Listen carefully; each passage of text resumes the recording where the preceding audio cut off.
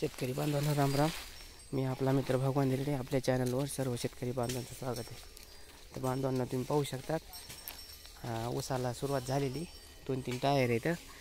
आणि ऊस तोडीत असताना काय झालं माहिती का, आता वाट करावं लागते. तुम्ही पाहू शकतात आपण वाट केलेली, पण वाट खांदत असताना आपण काय केल्यात 5 फुटा ऊस आहे सऱ्या खांदलेल्या. तर सऱ्या खांदीत असताना काय झालं बघा, या बघा ही माती का, ही माती अगदी हे झाली, अशी मऊ माती झाली, म्हणजे सुटसुटीत एकामेकाला चिटकत नाही काय नाही, असं एक एक कण हिचा मोकळा व्हायला आहे. आणि खांदताना पान कुदळीने बसाबस कुदळ ह्याच्यामध्ये जाऊ लागली. समजा खांदायला बी मला उलास आला ह्या बुडक्या छाटल्या तर वाटामुळं, तर बुडक्या छाटायला बी सोपं जाऊ लागलं. पण माझ्या काय झालं माहिती का, लक्षातच आलं नाही. मग रात्री इथून घरी गेल्या वाट्यावर एका मित्रासोबत गप्पा हाणता असताना विषय निघाला. म्हणलो लयच मऊ गेलं आहे राणी हे, आणि लयच सोपं गेलं आहे. मग रात्री काय झालं, रात्री बी झोपल्यावर मग त्याच्यात थोडा मी विचार केला पड्या की हे बाबा हे कशामुळे असं झालं असन, ही मातीची जडणघडण कशामुळे झाली असन. या बघा आता हे ओरम आहे, याचं काय कारण आहे काय नाही. तर आज सकाळी माझ्या लक्षामध्ये आलं, हे जे ऊस आहे का लागण ऊस, ह्याच्या आधी 2 खोडव्याचा पाला आपण काय केला होता, फुकून द्यायला नव्हता. पाला माला सगळं आपण ह्याच्यामध्ये मातीमध्ये गाळलं होतं. मग गाळ्याच्या नंतर ते सगळं कुजून गेलं. आता पहिले ह्याचं काही अवशेष आढळत नाही काय नाही बघा, तुम्ही पाहू शकता. तर आता हे बी पाला आपल्याला फुकायचा नाही काय नाही.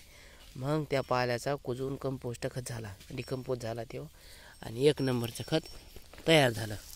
मग त्याचंच हे उदाहरण बघा. आता ह्या मातीमध्ये पाहू शकता तुम्ही, वलावा नाही, मावचर नाही काय नाही, मोकळं फट आहे. हे बघा या बुण्या ह्याच्या ऊसाच्या वरीच.